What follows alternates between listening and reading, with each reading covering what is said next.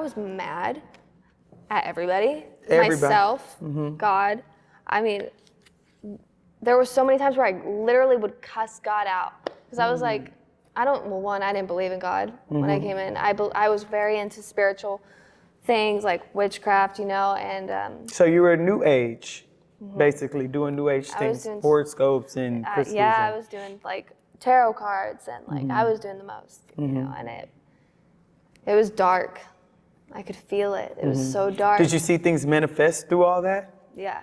Okay. Absolutely. Such as? I mean, because some people may not know what New Age is and what these things look like. Can you help them understand? It was honestly manipulation. Like Which it manipulated me into thinking things were real when it wasn't. Such as? Like people loving me, or I'm this way because I'm this horoscope, or like it wasn't real.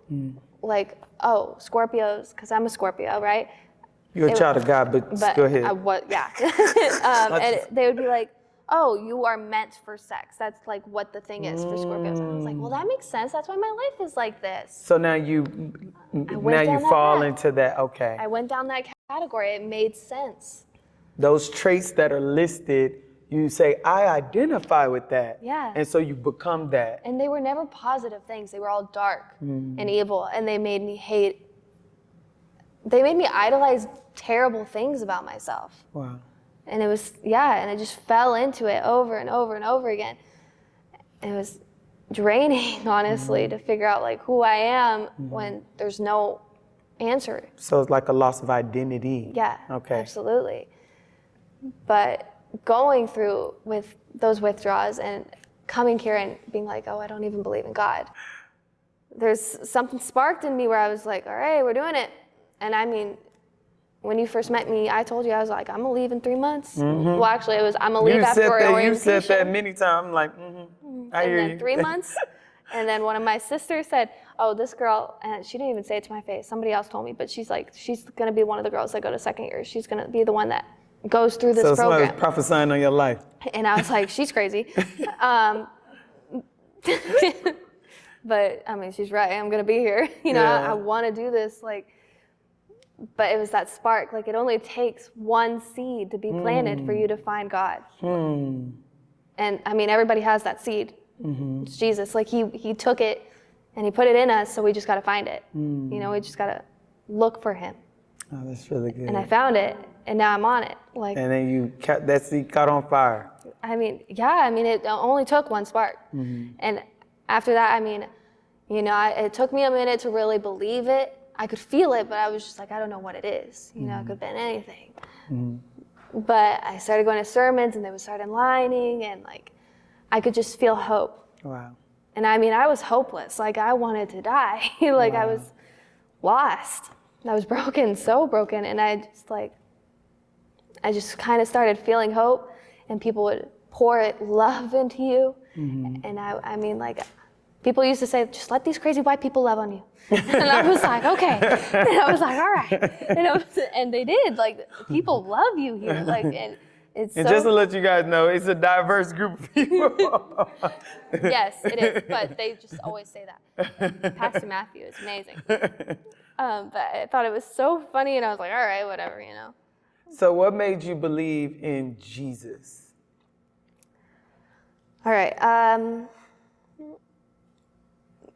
It's going to sound weird, but my own testimony, I didn't realize, when I share my testimony, it doesn't feel like much because I lived it. It's like I already went through it, whatever.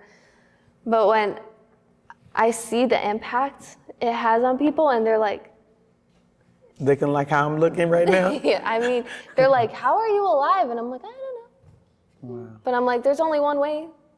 I mean, there's no reason I should be alive. I still think that. I'm like, there's no way I should be alive.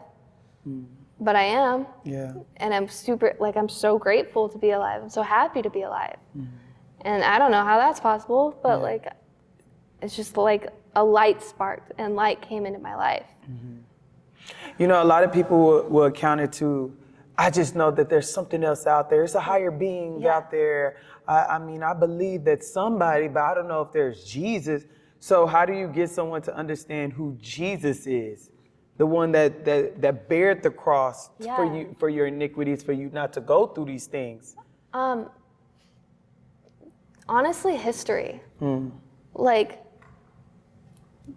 yes, there is the Bible, but there's more than just the Bible. There's like actual history. You can look back at so many things. There's actually this like report, this guy did not believe in God, right? And he did the research and he found like so many other things saying that God is real, like Jesus is real. Like there's more things pointing to Jesus as being real than not being real. That's good. And at least we know he's a real person, right? And we know his story is real.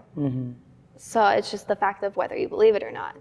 And I mean, when I started believing it, my life started changing. And I was like, well, there's gotta be a reason for that, you know? Yeah. There's only one reason that I would feel had joy again, that I would feel loved again, that I would feel like a purpose or I'm priceless. Because like, I used to feel so unworthy of anything. Yeah. Like I was like, I'm not worth $100, like for this guy to sleep with me. Like I would just, you know, it would be, yeah. And there's no one in the world that could have told me. There was no man that could have been like, oh yeah, you're worth so much, you know? Like I would never have believed them. But over time, like I've realized like I am priceless. I am worthy to be here. And it's just starting to grow. Yeah. You know, I mean, it's not a day thing. It's a time, like it takes a long time, but it happens. You just got to let it happen. And that's good because a lot of people think that like it's a and changes happen, like change just the next day, and it's not.